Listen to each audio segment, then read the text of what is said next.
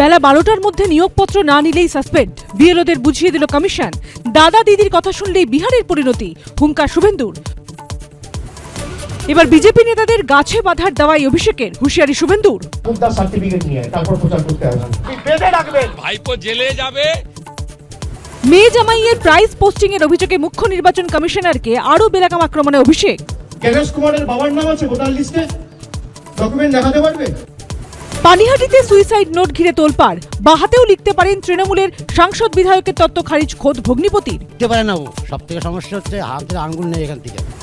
পানিহাটির পরে কোচবিহার, এসআইআর আতঙ্কে বিষ খেয়ে আত্মহত্যার চেষ্টার অভিযোগে সুর চড়াচ্ছে তৃণমূল। ভয় পেয়ে রাজনীতির মরিয়া চেষ্টা, পাল্টা শুভেন্দু। ডায়মন্ড হারবারে 128% মুসলিম ভোটার বৃদ্ধি, শেষ রক্ষা চাইলে ভোট দিন বিজেপিকে, ফের সওয়াল শ্রমিকের। এই নির্বাচনে বুকে পাথর রেখে হলো বাহাতে ভোটারটা দিবে। সৌগত কেষ্টর পর এবার হুমায়ুন, মমতা অভিষেকের এই উল্টো পথে এসআইআর এর হয়েই সওয়াল। ভয় পাওয়ার কিছু নাই, যে 12টা রাজ্য হচ্ছে আমাদের আপত্তির। কল্যাণী এইমসে অস্থায়ী নিয়োগে দুর্নীতির অভিযোগ, বিজেপিতেই দুই বিধায়কের লড়াই। অম্বিকা রায় যাদের দিয়ে টাকা পয়সা তুলেছে শুনতে পাচ্ছি, প্রমাণ করে দেখা।